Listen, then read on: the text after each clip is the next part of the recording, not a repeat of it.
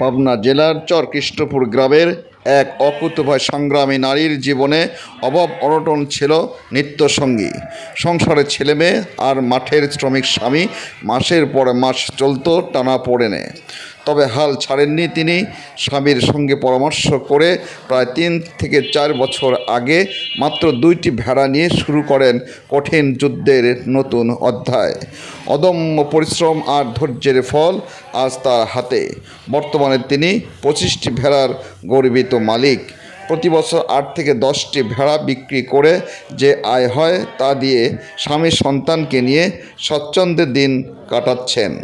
নিজের সাফল্যের গল্প বলতে গিয়ে তিনি জানান, শুরুটা ছিল কষ্টের, কিন্তু এখন ভেড়ার খামারই আমার পরিবারের হাসির কারণ। গ্রামের অনেক নারী তার এই উদ্যোগ দেখে অনুপ্রাণিত হচ্ছেন।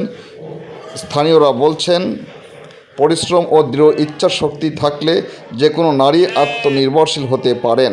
চরকৃষ্ণপুর গ্রামের এই নারী তার জ্বলন্ত উদাহরণ। প্রিয় দর্শক, আমরা আজ চলে এসেছি পাবনার সেই অকুতোভয় নারী, সংগ্রামী নারীর চরকৃষ্ণপুর গ্রামের সেই খামারটি দেখতে, এবং ওনার সাথে আজ আমরা তার সাফল্যের গল্প শুনব এবং কথা বলবো।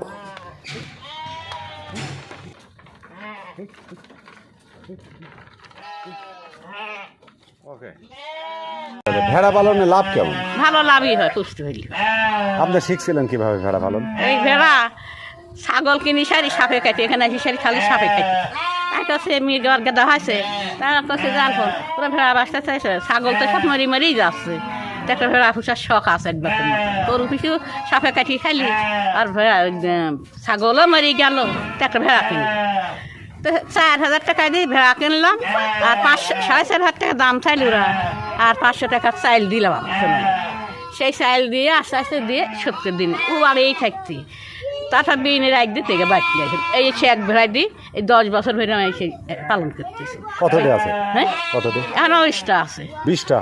একটার তেন 20টা? হ্যাঁ। বেচছেন কয়টা? বেচার ঠিক নেই, বছরে বছরে এবারে লাতনের বিহতে একটা বেচেছি, আর 4 বেচেছি ডাক্তারের বাড়ি দিচ্ছি, বেশি। একটার থেকে এত ভেড়া হয়? হ্যাঁ। কিভাবে? না, ও বছরে 2 বিন দেয়, 3 বিন দেয়। লাভ আছে ভেড়া? লাভ নেই তেমনি ভেড়া পুষতে। ছাগল পালতেন বেশি লাভ? ছাগল বছরে 2 বিন আর 3 বিন, 4 বিন। আর একটা আঠে যায় দেখি আসেন রাত করি সকালে বিষ এতক্ষণ লতাড়ি বাঁচতে, ওই যে ওর জন্য ঘাস লিতে আই। তাহলে সংসার তো ভালোই চলে ভেড়া তাহলে? এই সংসারে দিলে ভালোই চল, সংসারের দিকে লাভ তো নেই, আর তো চলা লাগবে। ওই পানির টাকা তো কেউ দিবি না, এই যে ভালো চলছে।